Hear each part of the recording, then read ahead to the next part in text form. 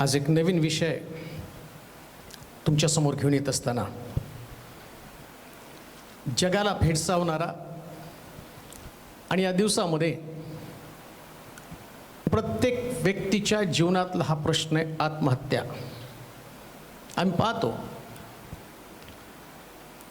सैतानाचं प्रमुख अस्त्र निराशा. बायबल सांगतं चोर येतो चोरी घात व नाश करण्यासाठी, पण मी आलो तुम्हाला जीवन देण्यासाठी. प्रत्येक मनुष्यासाठी देवानं जीवन एक उत्तम प्रकारचं बक्षीस दिलेलं आहे. परंतु या दिवसामध्ये फिल्म स्टार असो, शेतकरी असो, तरुण वर्ग असो, विवाहित व्यक्ती असो, अविवाहित व्यक्ती असो, बिझनेसमन असो, कॉलेज स्टुडंट असो किंवा छोटासा मुलगा असो, 15 वर्षाचा मुलगा, त्याच्या आईवडिलांनी त्याला कार्टून बघू दिलं नाही म्हणून त्यानं सुद्धा आत्महत्या केली. एवढं भयानक हे आत्महत्याचं स्पिरिट किंवा आत्महत्याचा हा आत्मा काम करत आहे.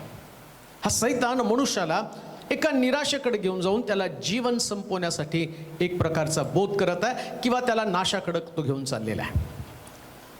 परंतु आत्महत्या केल्यानंतर पुढे काय? समजा मी माझं जीवन संपवलं आणि जीवन संपवल्यानंतर पुढं काय? जीवन मर्यादित नाही आहे. याच्यानंतर एक जीवन आहे. बायबल सांगतं की मनुष्याला 2 प्रकारचं जीवन, 2 प्रकारची मरण पवित्र शास्त्रामध्ये सांगितलेली आहे. एक जे आहे ते टाळता येईल, एक मरण टाळता येईल, पण दुसरं मरण टाळता येणार नाही. काही लोक आपल्या मनामध्ये एवढं निराश होतात, आपल्या निर्णयामध्ये एवढं खिन्न बनतात की त्यांना वाटतं जीवन संपवावं म्हणजे मरावं. हे मरण टाळता येईल. पण प्रगटीकरणाच्या पुस्तकाच्या 21वा अध्याय आणि त्याच्या 8व्या वचनामध्ये जर तुम्ही बघितलं तर 2 प्रकारच्या मरणासंबंधानं सांगितलेले आहे. आज जे मरण लोक स्वीकारत आहेत, सहजपणे त्यांना मिळत आहेत. प्रगटीकरणाचं पुस्तक 21वा अध्याय आणि त्याचं 8वं वचन आपण वाचणार आहोत. परंतु भेकड विश्वास न ठेवणारे अमंगळ खून करणारे जारकर्मी चेटकी मूर्तिपूजक व सर्व लबाड माणसे यांच्या वाट्यास अग्नीचे व गंधकाचे सरोवर येईल. हेच ते दुसरे मरण. आज आमच्या समोर एक मरण आहे जे आम्ही जगतो आणि जगणं कठीण जातं म्हणून आम्ही मरतो. जगणं कठीण चाललेलं आहे. परंतु ठीक आहे, समजा शास्त्रात लिहिल्याप्रमाणे मनुष्याचं आयुष्य 60 ते 70 वर्ष, जास्त प्रयत्न केला तर 80 वर्ष. एक मर्यादा देवानं आमच्या जीवनाला नेमून ठेवलेली आहे. त्याच्या पलीकडे कुणाला जगता येणार नाही. त्यातले 10-15 वर्ष तर असेच आमचे गेलेले आहेत. करिअरचे, शिक्षणाचे काही वर्ष गेले तर राहतात आमच्याकडं काय एक 20-30 वर्ष आमच्या हातामध्ये राहतात आणि ते सुद्धा जगणं आम्हाला कठीण होतं आणि आम्ही सुसाईड किंवा आत्महत्या करण्याचा प्रयत्न करतो. कोण आत्महत्या करतो हा मोठा प्रश्न आहे. शास्त्रामध्ये असं लिहिलं, जो भेकड आहे, जो व्यक्ती परिस्थितीला सामोरा जाऊ शकत नाही तो भेकड आहे. त्याला लढण्याची ताकद नाही आहे, प्रश्नाला हाताळण्याची ताकद नाही आहे, भेकड व्यक्ती आहे. काय शरीर कमवलं, माझ्याकडं चांगल्याकडं माझ्याकडं शरीर यष्टी आहे, माझ्याकडं ज्ञान आहे, सगळं आहे, पण जर लढण्याची ताकद माझ्याकडे नसेल ना तर मी भेकड आहे. शास्त्र काय सांगतं माहिती का? या भेकड लोकांना देव नरकामध्ये टाकणार आहे. आणि हे जे मरण आहे, आत्ता तर जीवन संपवणं, आत्मा बाहेर काढणं, प्राणाचा त्याग करणं म्हणजे मरण. पण शास्त्र काय सांगतं? दुसरं मरण, जे लोक भेकड आहेत, जे लोक जीवन जगू शकत नाहीत, जे लोक प्रश्नाला सामोरं जाऊ शकत नाहीत, जे लोक प्रश्नाला हाताळू शकत नाहीत आणि जे आपलं जीवन संपवतात, आणि परमेश्वराचं वचन सांगतं या आत्महत्या करणाऱ्या लोकांना त्या नरकामध्ये किंवा असं म्हटलं अग्नी आणि गंधकाच्या सरोवरामध्ये टाकलं जाईल. मरतो म्हणजे नेमकं काय होतं? शरीराचा त्याग. परंतु प्रत्येक शरीरामध्ये एक आत्मा आहे. या आत्म्याला एक मनुष्य सुसाईड करतो म्हणजे शरीर सोडून तो आत्मा निघून जातो. आत्मा निघून गेला, आत्मा नाही मरत. मग आत्मा जातो कुठं? तुम्ही तुमच्या देहाचा त्याग केला, देहाचा त्याग केला म्हणून आतमधलं जे इंजन आहे, जसं मी पाहतो गाडी आहे, त्या गाडीची चासी आहे, पण चासी काही गाडीला पळवत नाही, इंजिन पळवतं. तसं माणसाचं एक शरीर आहे, या शरीराला पळवणारा आत्मा आहे. गाडी बंद पडली म्हणजे काय? इंजिन काढून नेलं की गाडी काम करणार नाही, पुढे जाणार नाही. आज काही लोकांनी आपलं इंजिनच काढून टाकलेलं आहे.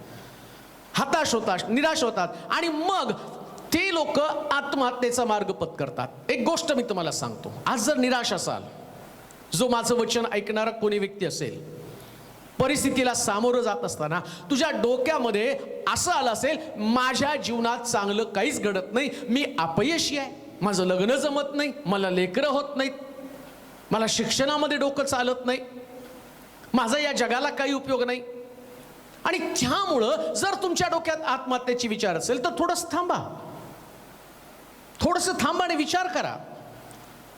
शास्त्र सांगतं भेकड व्यक्तीला स्वर्गाच्या राज्यात प्रवेश नाही तर त्याला नरकामध्ये टाकण्यात येणार आहे.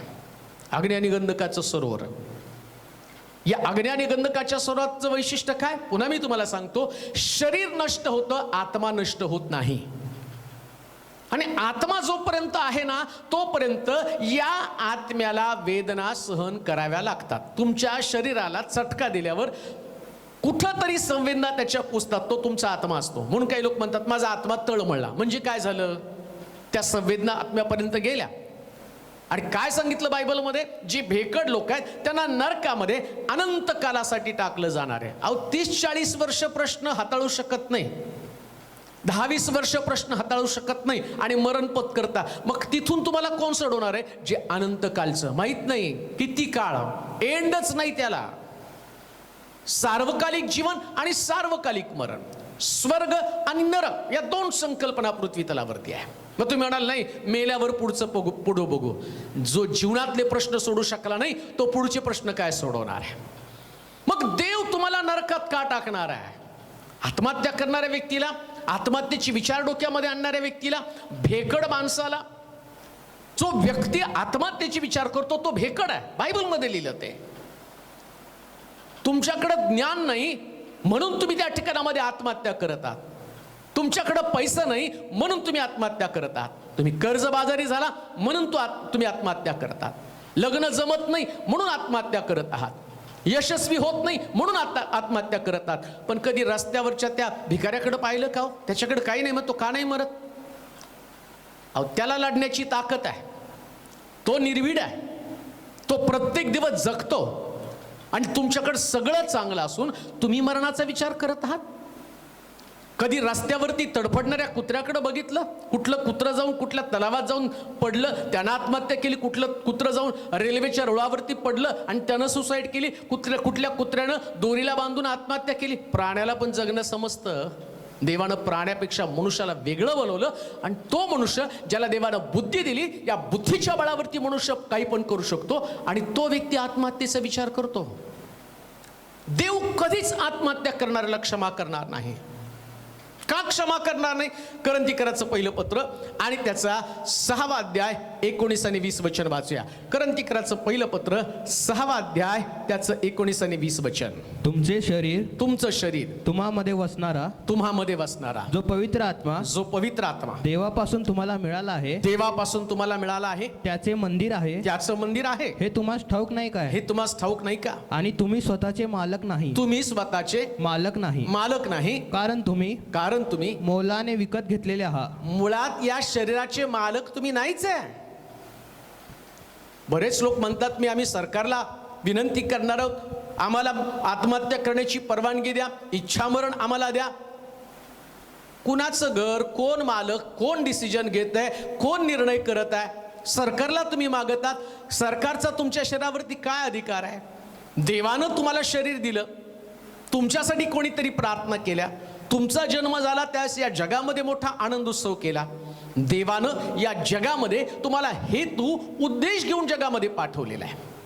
मग शरीर तुमचं नाहीच आहे. मग जे माझं नाही ते मी कसं काय नष्ट करू शकेल? भाड्याच्या घरात जर तुम्ही राहायला लागला ना, तर घरमालक सुद्धा सांगतो घर सोडताना तुम्हाला स्वच्छ करून मला द्यावा लागेल. का? कारण घराचा मालक दुसराच आहे. घराचा मालक सांगतो भिंतीला तुम्हाला आणि खिळे ठोकता येणार नाही. का? तर घराचा मालक दुसरा आहे. घराचा मालक तुम्हाला घर आहे तसं वापरू देत नाही. शास्त्र पण सांगतं तुझं शरीर हे जिवंत देवाचं मंदिर आहे. पवित्र आत्मा, जो आत्मा तुमच्यामध्ये ठेव, आणि ज्या आत्म्याचं मोल आहे ना, त्या आत्म्याला ठेवण्यासाठी शरीर दिलेलं आहे. इंजिनला ठेवण्यासाठी गाडी दिलेली आहे. तसं देवानं जो आत्मा या जगामध्ये पाठवला, हा आत्मा काहीतरी कर्तृत्व करण्यासाठी पाठवलेला आहे. त्याचं काहीतरी महत्व आहे. प्रत्येक आत्म्याला जगामध्ये पाठवण्या संबंधानं देवाची काहीतरी हेतू आणि काहीतरी उद्देश आहे. इर्मयाचं पुस्तक 29वा अध्याय 11 वचनामध्ये आम्ही वाचणार आहोत. का तुमचा जर एखाद्या व्यक्तीनं आत्महत्या केली तर बायबलमध्ये त्या व्यक्तीला नरकामध्ये टाकणार असं सांगितलं गेलेले सगळ्यात मोठं ते पाप आहे. आणि ते पाप देव आणि त्या व्यक्तीला मोठं पाप म्हणून का सांगतो, त्याचं कारण आम्ही पाहणार आहोत. इर्मयाचं पुस्तक 29वा अध्याय 11 वचन. परमेश्वर म्हणतो तुम्हाविषयी माझ्या मनात जे संकल्प आहेत ते मी जाणतो. ते संकल्प हिताचे आहेत अनिष्टाचे नाहीत. देवाकडं तुमच्यासाठी एक प्लॅन आहे. मला जगामध्ये पाठवताना देवानं एक हेतू, एक उद्देश घेऊन जगामध्ये पाठवलं. मनोज तेलोरे या व्यक्तीला जगामध्ये पाठवताना देवाची योजना काय होती? यानं जावं, एक पाळक म्हणून बनावं, लोकांना देवाचं वचन सांगावं, सुवार्ता सांगावी. ज्या परिवारामध्ये मी जन्माला आलो त्या परिवारामध्ये दारिद्र्य होतं, त्या परिवारामध्ये उपासमार होती. ते परिवार आणि त्याचं भविष्य चांगलं काही नव्हतं. माझ्या डोक्यामध्ये आलं होतं. घरातले प्रश्न, घरातल्या समस्या पाहिल्यावरती सकाळी उठल्यापासून घरामध्ये चाललेला गोंधळ, वादविवाद, वडील दारू पिणारे, घरामध्ये असणारं तणाव, वातावरण सगळं गरिबीचं वातावरण. आणि मग मलाहीच वाटलं जीवन संपून टाकावं. कदाचित मी त्या दिवशी माझं जीवन संपवलं असतं तर देवाचा हेतू मला समजला नसता. देवाचा प्लॅन माझ्या जीवनासंबंधानं काय. बायबल काय सांगतं माहिती का? तुमच्या जीवनासंबंधीच्या देवानं कल्पना करून तुम्हाला जगामध्ये पाठवलेलं आहे. ते चांगले आहेत. तुमच्या संबंधी देवाचे प्लॅन नेहमी चांगले आहेत. पण आता तुम्हाला ते दिसणार नाही. एखादं घर बांधत असताना ती जी जमीन असती ना, जास्त तुम्ही त्या जमिनीकडे जाल, ती जमीन काही तुम्हाला एकदम सुंदर जमीन नाही दिसणार. तिथं काटे असणार आहे, तिथं दगड असणार आहे, तिथं सगळं घाण असणार आहे. आणि अशा परिस्थितीमध्ये तो जमिनीचा मालक जातो. तो काही जमीन किती सुंदर आहे, त्याला किती झाडं लावलीत, किती काय बघत नाही. त्याला माहिती आहे या जमिनीवरती जी बिल्डिंग बांधणार आहे ना, ती लोकांना अट्रॅक्ट करणार आहे. तुम्ही या जगामध्ये आला खरा, जे तुम्हाला परिवार मिळाला, जे तुम्हाला बॅकग्राऊंड मिळालं, ती जमीन आहे. इथं तुम्हाला तुमचं कन्स्ट्रक्शन करायचं आहे. इथं तुम्हाला तुमच्या जीवनाची इमारत बांधायची. आणि सैतानाला प्रत्येक व्यक्तीचं देवासंबंधीचा प्लॅन ठाऊक आहे. त्याला वाटतं या माणसानं देवाच्या योजनेप्रमाणे चालू नये. मग तो वेगवेगळ्या प्रकारच्या निराशा तुमच्यामध्ये आणण्याचा प्रयत्न करतो. काय तुला मिळालं? कोणी तुझ्यावरती प्रेम करत नाही. आणि मग एखाद्याचा प्रेमभंग होतो. आणि प्रेमभंग झाल्यावर त्याला असं वाटतं आता माझं सगळं काही संपलं, चला आता मी गळफास घेतो आणि मरून जातो. अरे प्रेमभंग झालेल्या प्रेमवेड्या, तू फाशी घेतली. जिच्यासाठी तू फाशी घेतली तिने दुसऱ्याबरोबर लग्न केलं, ती सुखाचा संसार करत आहे. आणि तू म्हणतो ना माझं तिच्यावर प्रेम आहे. अरे पण तिचं तुझ्यावर प्रेम होतं का? मग त्याच्यासाठी तू तुझं जीवन संपवलं आणि ते जीवन तुझं नव्हतं. सैतानानं तो तुझ्यासाठी डाव केला, त्यानं तुझ्यासाठी योजना आखली. काय? देवाचा जो चांगला संकल्प तुझ्यासाठी आहे. कदाचित देवाचा संकल्प, देवाच्या योजनेत ती गोष्ट नसेल, देवाच्या चौकटीमध्ये ती गोष्ट नसेल, पण तुला ती गोष्ट हवी आहे. आणि त्या सैतानानं तुला मोह घातला आणि त्यानं म्हटलं ती तुला मिळत नाही ना, मग मरून जा. आणि तो मरून गेला. आणि तू मरून गेल्यानंतर त्या ठिकाणामध्ये देवाचा प्लॅन, देवाचा हेतू तू सैतानाच्या डावपेचासमोर आणि स्वतःला समर्पित केल्या कारणानं आता देवाचं काम जे तुझ्या हातून व्हायचं आहे. कोणाला इंजिनियर बनवण्याचं ठरवलंय देवानं, ज्याचं डोकं चालत नाही. अनेक लोक म्हणतात बुद्धी कमी आहे, पुढं माझं भविष्य इतकं कठीण आहे, कसं काय होणार आहे. मग देवानं मला बुद्धी दिलेली नाहीये, शाळेमध्ये मी अपयशी ठरतो, पहिली परीक्षा 10वीच्या परीक्षेमध्ये अपयश आलं, आत्महत्या केली. काय 10वीच्या परीक्षेवर तुझं भविष्य ठरणार आहे? 10वीच्या परीक्षेवर तुझं काहीतरी वेगळं ठरणार आहे? अरे जगामध्ये असे कितीतरी अडाणी अशिक्षित लोक आहेत ज्यांनी इतिहास घडवलेला आहे, ज्यांच्या हातामध्ये आणि कुठल्या प्रकारचं बौद्धिक ज्ञान नसताना त्यांनी आपला व्यवसाय इतका सुंदर प्रकारे केला की त्या अत्युच्च शिखरावरती पोहोचलेले लोक आहेत. ज्ञानी विचारवंत लोक, PhD झालेले लोक, मोठ्या मोठ्या डिग्र्या घेणारे लोक. मी एक व्यक्तीला पाहिलं, असंच त्या व्यक्तीला रस्त्यावरती भीक मागताना पाहिल्यावर काही लोकांनी त्याला विचारलं तुझं शिक्षण काय, आणि त्यानं सांगितलं त्या ऑक्सफर्ड युनिव्हर्सिटीची डिग्री. त्यांनी इंग्लिशमध्ये बोलत होता तो भिकारी. अरे तो भिकारी एवढा शिकलेला व्यक्ती रस्त्यावरती भीक मागत आहे. आणि काही लोक असे 4थी पास 5वी पास पण ते कन्स्ट्रक्शन लाईनमध्ये एवढे पुढे गेलेले आहेत, भिगाऱ्याचं काम करत करत टॉपच्या ठिकाणामध्ये गेले. इंजिनियरला जमत नाही ते त्या लोकांना जमलेले, त्यांनी जगण्याची पद्धत शिकले, त्यांनी जगायचं कसं आहे त्यांना माहीत झालं. मग काय तुम्ही फक्त म्हणता का नाही देवा तुम्हाला बुद्धी दिली नाही, मला अपयशी केलं, मला 10वीत नापास केलं, मला 12वीत नापास केलं आणि मी मरून जाणार आहे. अरे वेड्या, मरून गेल्यावर जगाची परिस्थिती काही बदलणार नाही. देवाचा हेतू, देवाचा उद्देश समजावून घे. एकदा अपयशाने खचून जाण्याच्या ऐवजी परत एकदा जीवन जगण्यासाठी, एक उत्तुंग भरारी घेण्यासाठी एखाद्या फिनिक्स पक्षाप्रमाणे आकाशामध्ये उडायला शिक. राखेतनं सगळं काही आपलं विश्व निर्माण करण्यासाठी तुला तयार होणं गरजेचं आहे. शास्त्र सांगतं देवाचे जे हेतू, देवाची योजना तुमच्या बाबतीमध्ये अतिशय चांगली आहे. तुमच्या अनिष्टाचे संकल्प कधीच नाही तुमच्या जीवनामध्ये. मग एक व्यक्ती तुमच्या जीवनातनं गेली म्हणून तुम्ही मरायला निघाला का? पण तुम्ही मेल्यावर कदाचित ज्याच्यासाठी तुम्ही मरत आहात त्या व्यक्तीचं काय, ती व्यक्ती आनंदानं जीवन जगणार आहे. तुम्ही तर नरकामध्ये पडला ना. बेकड लोकांना स्वर्गाच्या राज्यामध्ये प्रवेश नाही. अनंत कालच्या नरकासाठी तुम्ही आणि स्वतःला सिद्ध केलं. करंथीकराचं पहिलं पत्र 3रा अध्याय 16 आणि 17 वचन वाचा. करंथीकराचं पहिलं पत्र 3रा अध्याय 16 आणि 17 वचन वाचा. पहिले करंथीकराचं पत्र 3रा अध्याय 16. देव तुम्हाला आत्महत्येचे विचार असणाऱ्या लोकांना नरकामध्ये का टाकतो? त्याच्यात आम्ही पहिली गोष्ट पाहिली की तुझं शरीर हे जिवंत देवाचं मंदिर आहे आणि या शरीराची मालकी तुझी नाही, ती देवाची मालकी आहे.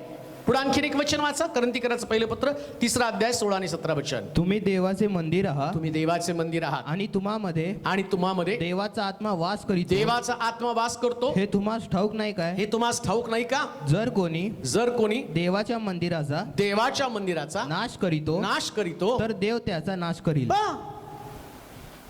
का आत्महत्या करणाऱ्या व्यक्तीला क्षमा नाही? का एखाद्या व्यक्तीच्या डोक्यामध्ये विचार येतात मला मारायचं, मला मारायचं, मला मारायचं.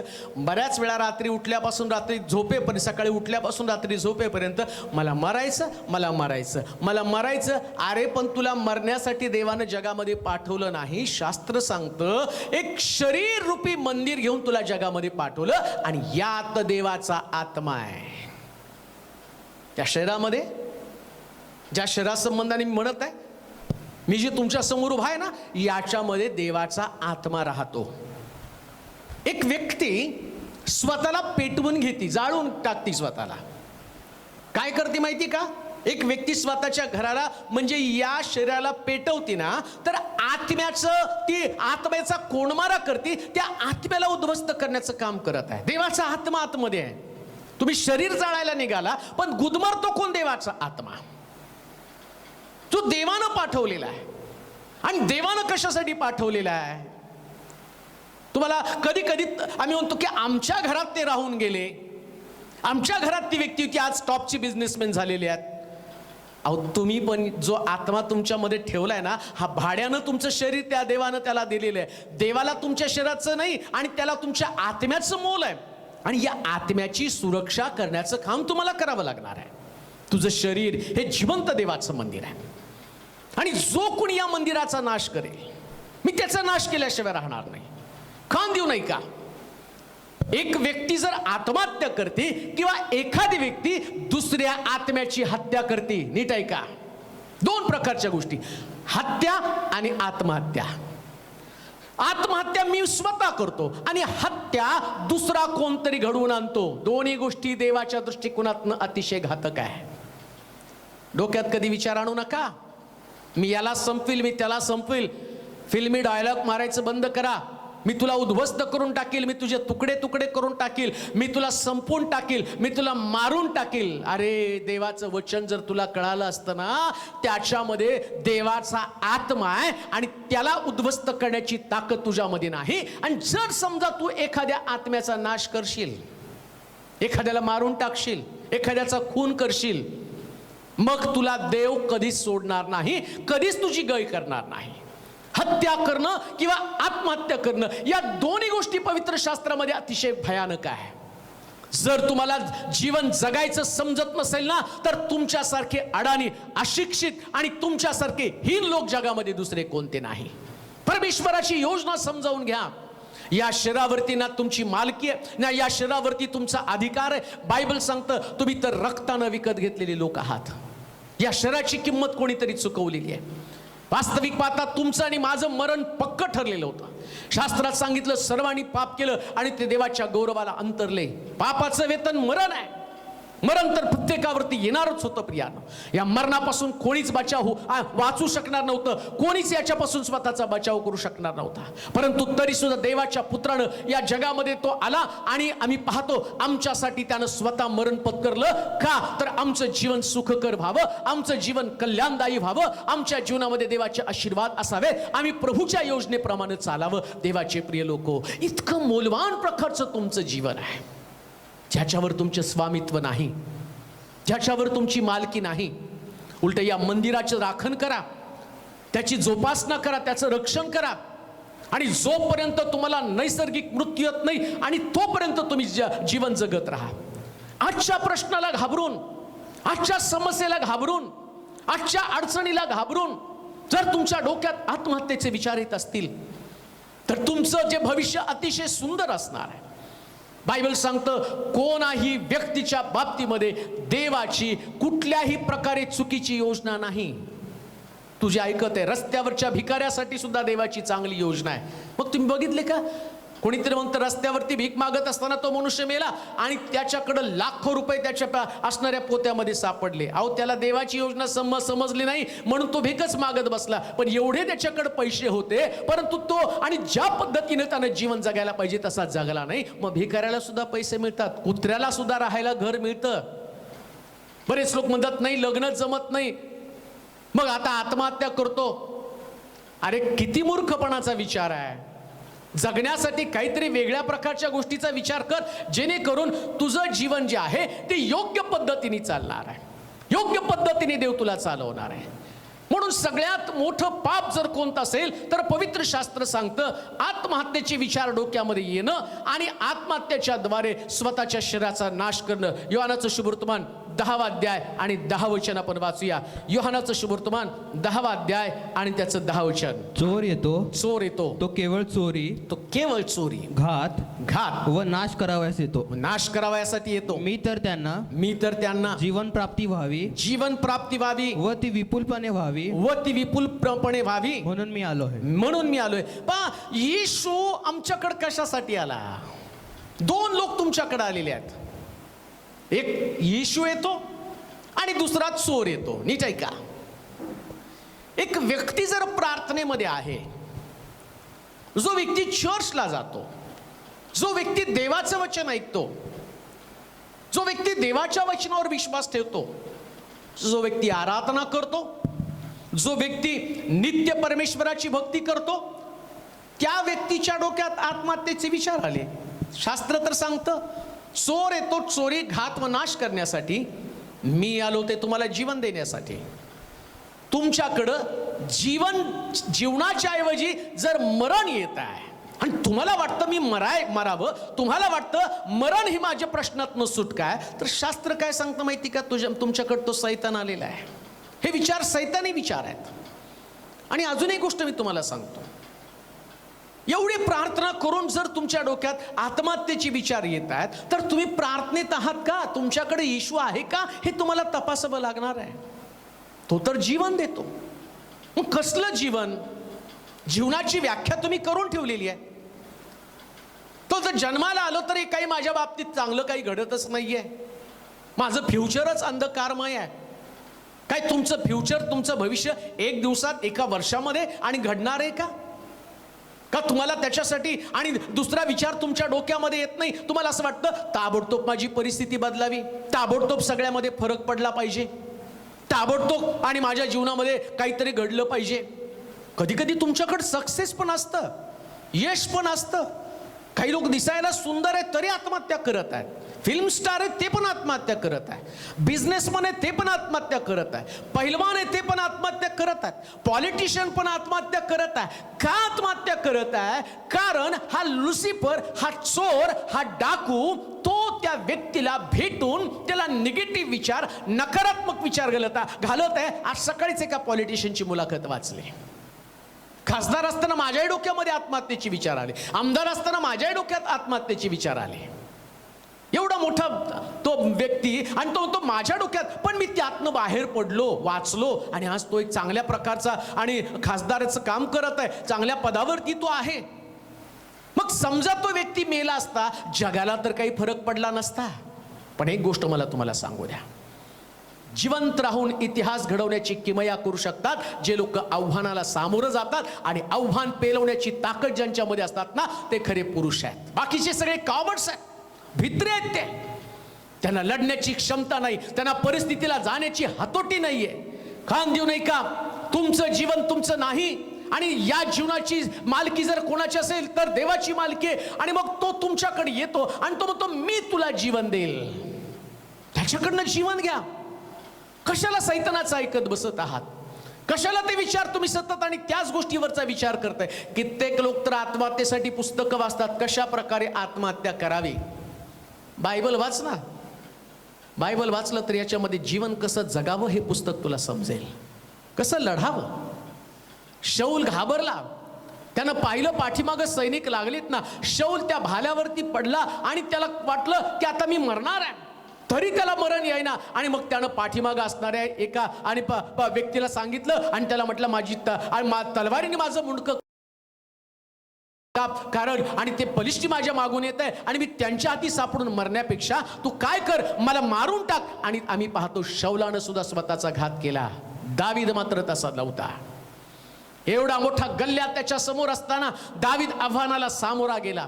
त्याला माहितीये या गल्ल्यातापेक्षा मोठा देव माझ्यामध्ये आहे, जीवन तुमच्यामध्ये आहे, येशू तुमच्यामध्ये आहे.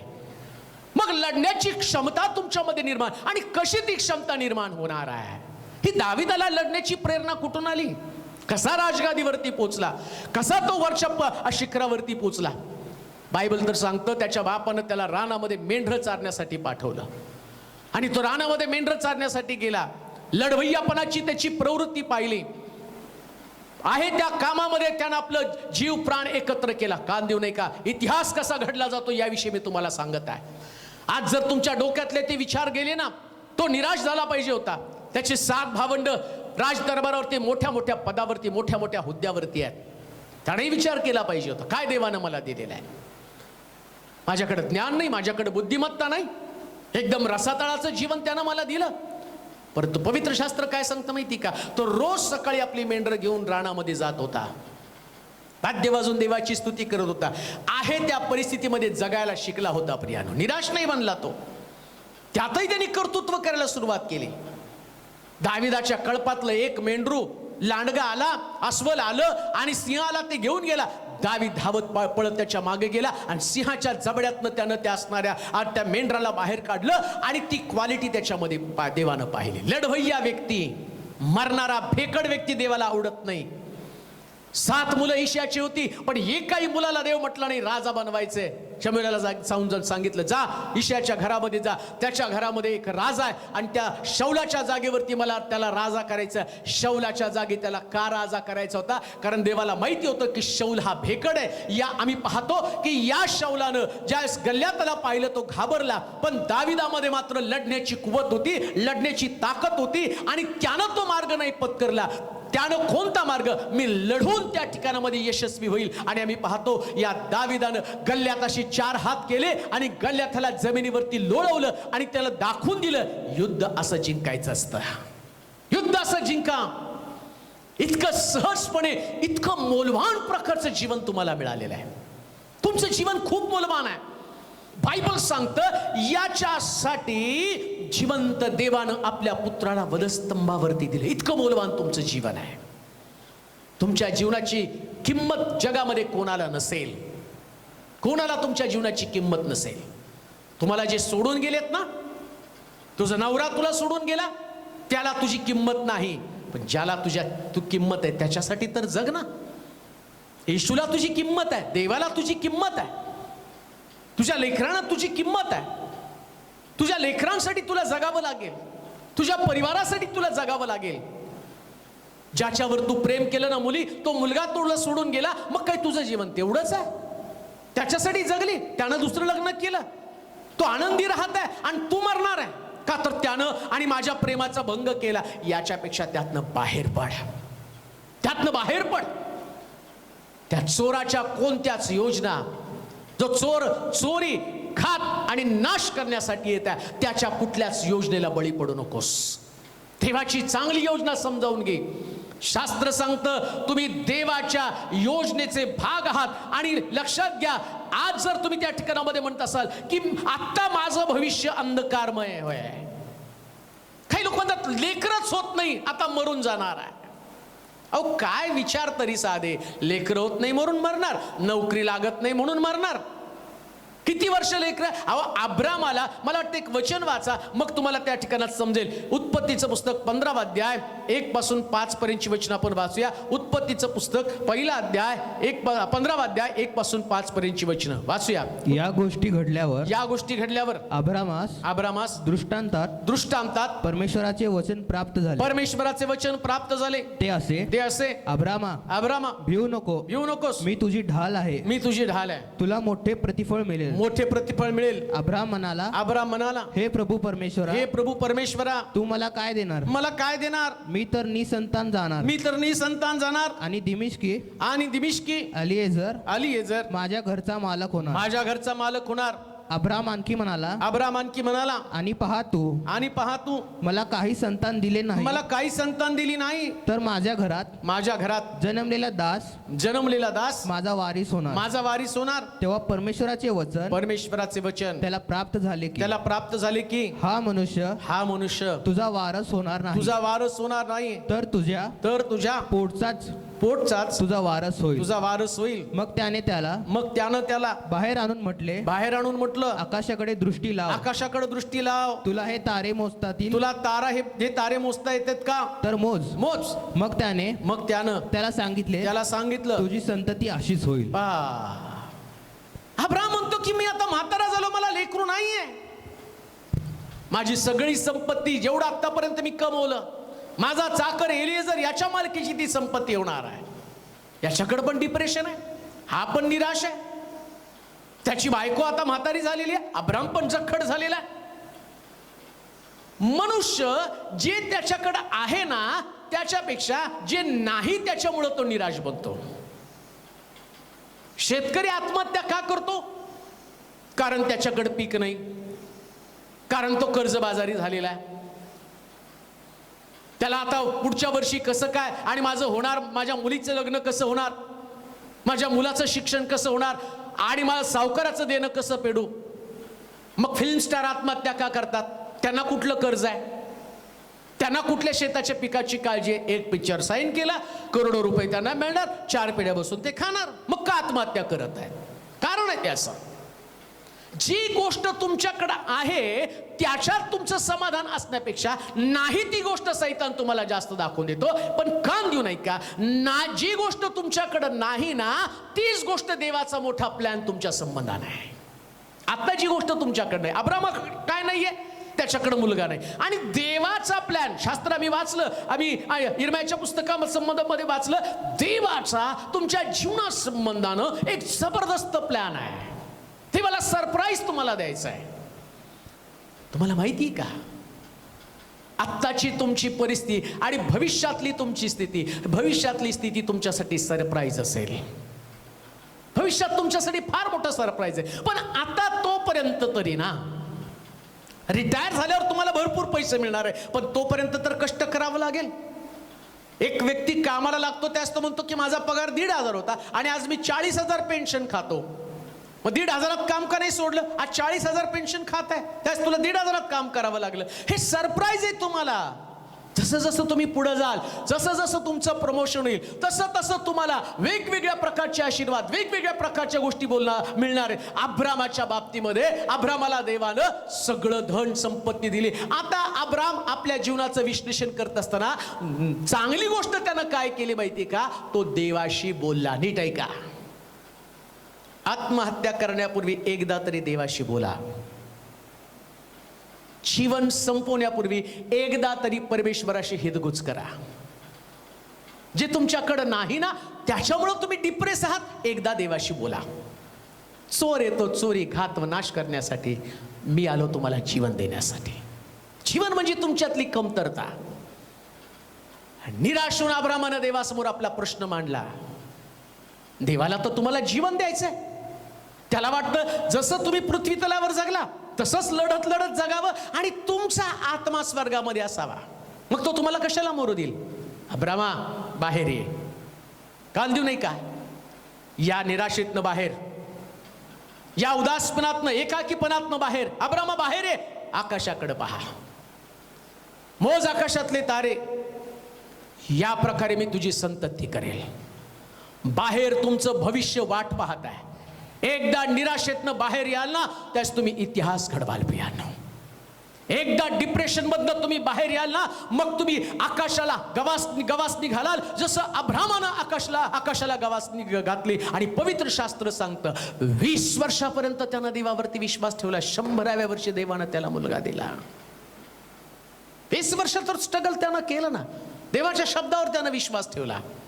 तर म्हटलं ना, आकाशातल्या ताऱ्याप्रमाणे तुझी संतती करेल. त्यानं विश्वास ठेवला त्याच्यावरती. मी तुम्हाला देवाचं वचन सांगत आहे, देवाच्या वचनावर विश्वास ठेवा. देवानं तुमच्यासाठी चांगले संकल्प करून ठेवलेले आहेत. परफेक्ट प्लॅन, योग्य प्रकारचं आणि तुमच्यासाठी प्लॅन केलेलं आहे. मग आता देवाच्या प्लॅन प्रमाणे चाला. त्याला 95% मार्क, मला तेवढीच बुद्धी दे म्हणून देवाकडे प्रार्थना करू नका आणि त्याच्यासाठी रडू नका. तुमची बुद्धी 35% असेल, पण कान देऊ नाही का, राहिलेले 70% देवाचं श्रम तुमच्यासाठी असेल आणि त्याच्यातनं देव तुम्हाला उभं करेल. हा देवाचा प्लॅन आहे. आता तुमच्याकडे जे नाही ना, ते परमेश्वराकडे जे आहे ते सगळ्यात भारी आहे. परमेश्वराकडे अब्रामासाठी काय होतं? अब्रामासाठी इसाक होता. इसाक होता. निराश होऊन जर आपलं जीवन संपवाल तर इसाकासारखा मोठा आशीर्वाद तुम्ही गमवाल. तुम्ही देवाचे खास प्रकारचे लोक, हे तरुणा, हे तरुणी, हे प्रिय बहिणी, हे माते, आणि देवानं तुझ्यासाठी सगळ्यात चांगल्या प्रकारची योजना करून ठेवलेली आहे. काही लोक कर्जबाजारी होतात म्हणून आत्महत्या करत आहेत. वाचूया एक वचन, दुसरे राजे 4 अध्याय 1 पासून 7 पर्यंत वचन. दुसरे राजे 4 अध्याय 1 पासून 7 पर्यंत वचन. कित्येक लोकांची निराशेची कारण, आत्महत्येची कारण. पण आज मी तुमच्यासाठी एक चांगली वार्ता घेऊन आलेलो आहे. चोर येतो चोरी, घात व नाश करण्यासाठी, पण मी आलो ते तुम्हाला जीवन देण्यासाठी. जर तुमचं जीवन कर्जबाजारी असेल, परंतु देवाचं जीवन तुम्ही कर्जापासून मुक्त होणारं जीवन आहे. वाचूया दुसरे राजे 4 अध्याय 1 पासून 7 पर्यंतची वचनं. एकदा संदेश त्याच्या शिष्यांच्या स्त्रियांपैकी एकीने अलिशाकडे गाराने केलं. ती म्हणाली तुझा सेवक माझा नवरा मरून गेला आहे. तुला ठाऊक आहे की तो परमेश्वराचे भय बाळगणारा होता. त्याचा सावकार माझ्या दोन पुत्रास दास करून नेण्यास आला आहे. अलिशाने तिला विचारलं, मी तुझ्यासाठी काय करू? हे मला सांग. तुझ्या घरात काय काय आहे?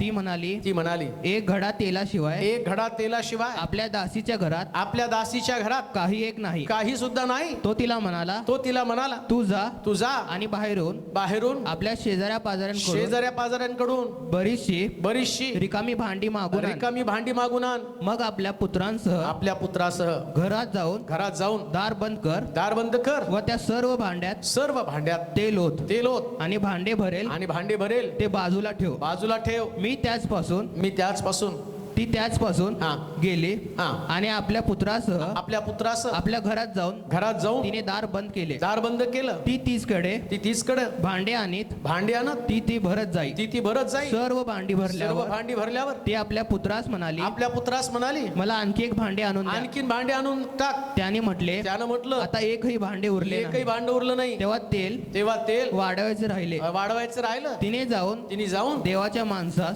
माणसास हे सांगितलं. तो म्हणाला जा तेल विकून आपले सर्व सगळं कर्ज फेड व जे शिल्लक राहील त्यावर आपला व आपल्या पुत्राचा निर्वाह कर. बस. अहो, कर्ज झालं म्हणून आत्महत्या करता, पण इथं कर्ज झालेल्या एका बाईच्या घरामध्ये देवाचा सेवक अलिशा गेला.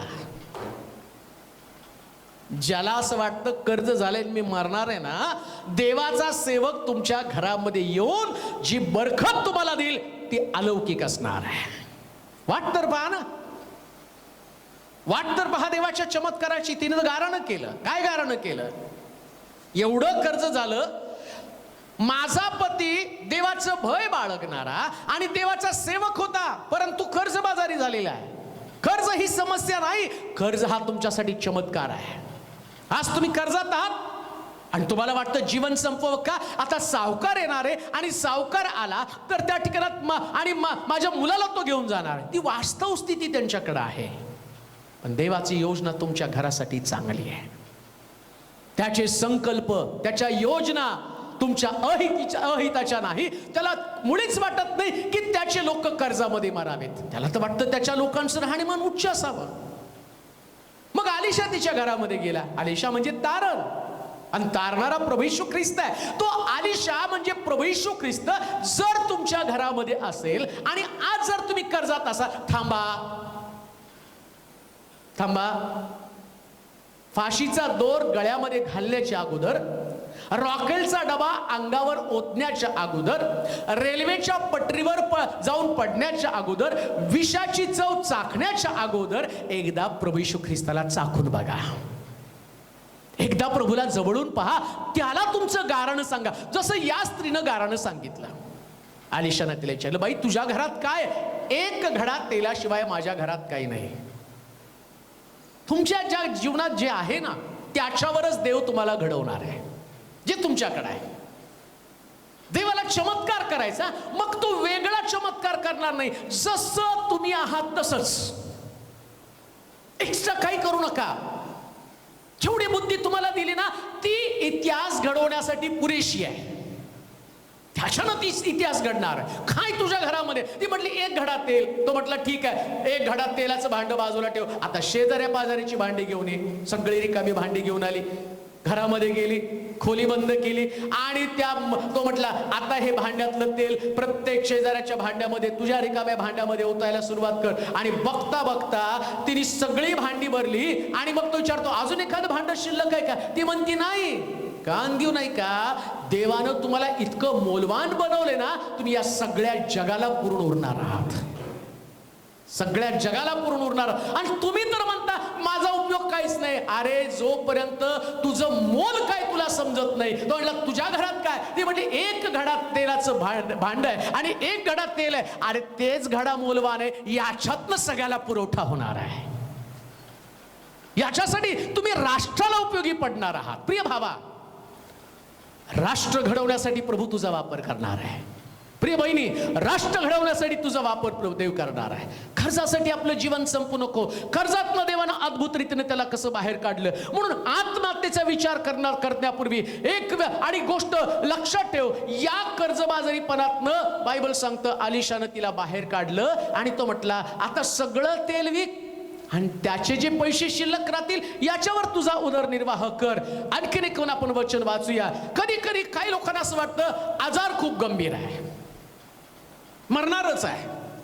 आज सकाळीच मी वाचलं, एक मोठा अधिकारी, त्याला कोरोना झाला म्हणून 56 वर्ष काहीतरी वयाचा तो व्यक्ती आहे, घाबरला. तो म्हटला त्यानं सुसाईड केलं आणि चिठ्ठी खिशात लिहून दिली, माझ्यामुळं माझ्या घरातल्या लोकांना त्रास नको. काय फरक पडला जगाला? बरं, तुला कोरोना झाल्यावर तू मरणार होता हे कशावरून? बाकीच्यांचं ऐकल्यामुळं. अजून एका मुलाचं मी सकाळी ऐकलं. 15 वर्षाचा मुलगा दिवसभर टीव्हीच्या बातम्या बघत होता. त्या सुशांतने आत्महत्या केली. याच्या मनावर परिणाम झाला. आई वडील शेतात कामाला गेले, डिप्रेशन मध्ये, यांनी पण आत्महत्या केली. किती मरण स्वस्त आहे. कारण काय याच्या मागचं? काय भावना आहे? कोणती सायकोलॉजी आहे? का मनुष्य मरणाला स्वीकारतो आणि एवढं चीपली आपलं जीवन का लोकांच्या हातामध्ये देत आहे? हे डिप्रेशन, ही निराशा जी आहे ना, मग कदाचित आजार पण असेल आणि डॉक्टरचे रिपोर्ट्स पण तुमच्याकडे असतील की तुम्ही उद्या मरणार आहात. 24 तासाची मुदत दिली असेल. तुमचा आजार सुद्धा दुर्धर असेल, कधी न बरा होणार असेल, पण एकदा थांबून हे ऐका. गंभीर आजारानं तुम्ही त्रस्त आहात आणि तुम्हाला वाटतं या आजारातनं मी वाचणार नाही आणि मग तुम्ही मरायला तयार आहात. तुम्हाला वाटतं मरून जावं. एक गोष्ट आपण वाचूया, दुसरे राजे त्याचा 20वा अध्याय. पहा, या ठिकाणामध्ये शास्त्रामध्ये सगळ्या प्रश्नाची उत्तर आहेत. तुमच्या भविष्या संबंधानं, तुमच्या आजारपणा संबंधानं, तुमच्या कर्जा संबंधानं, सगळ्या संबंधानं पवित्र शास्त्रामध्ये उत्तर दिलेले. दुसरे राजे 20वा अध्याय 1 पासून 6 पर्यंतची वचनं. त्या समयी हिजकिया आजारी पडून माराव्यास टेकला. आजारी पडून मराव्यास टेकला. तेव्हा आमोजाचा पुत्र यशया संदेष्टा त्याचकडे येऊन त्याला म्हणाला, परमेश्वर म्हणतो आपल्या घराची निर्वानिरव कर, कारण आता तू मरणार, जगणार नाहीस. तेव्हा त्याने आपलं तोंड भिंतीकडे फिरवून परमेश्वराची प्रार्थना केली. तो म्हणाला, हे परमेश्वरा, मी तुझ्या समोर सत्यतेनं व सात्विक मनाने वागलो आहे. आणि तुझ्या दृष्टीने जे योग्य तेच करीत आलो आहे. याचे स्मरण कर अशी तुला मी विनंती करतो. असे म्हणून हिजकिया मनस्वी रडला. तेव्हा नगराच्या मधल्या चौकात यशया जाऊन पोहोचतो. तो त्याला परमेश्वराचा संदेश आला तो हा परत जाऊन माझ्या लोकांचा नायक हिजकिया यास सांग तुझा पूर्वज दावीद याचा देव परमेश्वर म्हणतो, मी तुझी प्रार्थना ऐकली आहे. तुझे अश्रू पाहिले आहेत. मी तुला बरे करीतो. तू आजपासून तिसऱ्या दिवशी परमेश्वराच्या मंदिरात जाशील. मी तुझे आयुष्य 15 वर्षांनी वाढितो. काय मरणाचा विचार करता? रोग बरा होत नाही म्हणून सुसाईड करण्याचा विचार करता. अहो, सुसाईड केल्यावर, मेल्यावर भेकड म्हणून तुम्हाला नरकामध्ये टाकलं जाणार आहे. तुझं शरीर जिवंत देवाचं मंदिर आहे आणि तू स्वतः त्याचा हातानं नाश करत आहे. हिजकिया राजा संबंधानं म्हटलं, त्या यशया संदेष्टाला सांगितलं, जाऊन सांग हिजकियाला आपल्या घराची निर्वानिरव कर. तू मरणार आहेस, परमेश्वर तुझा आत्मा काढून घेणार आहे. पण हिजकिया आणि त्या मरणाला आणि त्या दुर्धर आजाराला तो घाबरला नाही. तो परमेश्वराच्या मंदिराकडे तोंड करून रडू लागला. लक्षात घ्या, आत्महत्या करण्याच्या ऐवजी, दुर्धर आजाराने त्रस्त असाल, आत्महत्या करण्याच्या ऐवजी एकदा परमेश्वराच्या मंदिराकडे तोंड करून रडा. एकदा परमेश्वराच्या मंदिराकडे तोंड करून रडा. हिजकिया आपल्या जीवनाचं विश्लेषण करत असताना त्यानं पश्चाताप केला आणि त्यानं परमेश्वरासमोर आपले अश्रू गाळले. देवाचे प्रिय लोक, अतिशय सोपं काम कोणती गोष्ट तर तुम्ही मरण स्वीकारता, पण त्याच्यापेक्षा चांगली गोष्ट कोणती असेल तर ती देवाकडे जाऊन पश्चाताप करणं, त्याच्यासमोर अश्रू गाळणं. आणि शास्त्र सांगतं काही तासापूर्वी त्याचा रिपोर्ट काय होता की तो आता उद्या मरणार आहे, त्याचा आत्मा काढून घेणार आहे. परंतु त्यानं पश्चाताप केल्याबरोबर यशया नुसता चौका जाऊन पोहोचत नाही तोपर्यंत देवानं सांगितलं त्याचा रिपोर्ट चेंज करून टाक, त्याचा रिपोर्ट बदलून टाक, त्याचा मरणाचा रिपोर्ट काढून टाक आणि आजपासून तिसऱ्या दिवशी तो बरा होऊन परमेश्वराच्या मंदिरामध्ये जाईल आणि मी त्याचं आयुष्य 15 वर्षांनी वाढवतो. लक्षात घ्या, मराल तर तुमच्यासाठी साक्ष नसणार आहे, जिवंत राहाल, जगाल तर हिजकियासारखी साक्ष असेल. आणि म्हणून देवाचे प्रिय लोक, लढा, हार मानू नका, शरणागती पत्करू नका. जिवंत देव तुम्हाला बोलवत असताना त्यानं दिलेलं तुमचं शरीर हे जिवंत देवाचं मंदिर आहे आणि त्याच्यासाठी किंमत चुकवली गेलेली आहे. अशा पद्धतीनं हे नष्ट करण्याचा विचार करू नका. कधीच भेकड बनू नका. Don't be crowd. आणि कोणत्याही परिस्थितीमध्ये भित्रे बनू नका. लढा जसं दावीद लढला, जसं शमशोन लढला आणि त्याच पद्धतीने तुम्हाला लढावं लागणार आहे. शरणागती पत्करू नका, हताश होऊ नका, तुमच्या भविष्याची चिंता करू नका. दावीद म्हणतो त्यानं मला धुळीतनं काढून राजगादीवरती बसवलं. योसेफ बंदिशाळेमध्ये असताना बंदिशाळा आणि त्याला निराश करू शकली नाही. एक बलात्काराचा आरोप त्याच्यावरती होता आणि त्या परिस्थितीमध्ये बंदिशाळेमध्ये त्याला टाकलं, पण तो निराश झाला नाही. आणि शास्त्र सांगतं, राजा म्हणतो सही पुरता राजा, सगळा अधिकार तर तुझ्याकडे असेल. हे योसेफानं जिवंत राहून थोडे असं म्हटलं, मी सुसाईड करतो, माझ्यावरती खोटे आरोप झालेले आहेत. तो नाही म्हटलं माझी इज्जत गेलेली आहे, बलात्काराचा आरोप झालेला आहे. कित्येक आई वडील सुद्धा मूर्खपणासारखे विचार करत आहे.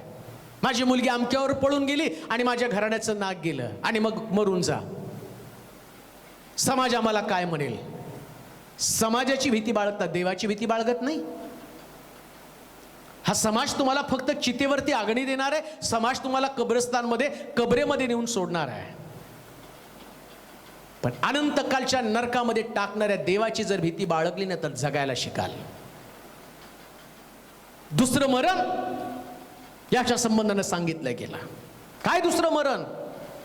या भित्र्या म्हणजे आत्महत्याचं मन ज्यांचं तयार होतं ना, या भित्र्या लोकांना स्वर्गाच्या राज्यामध्ये कधीच प्रवेश नसणार आहे.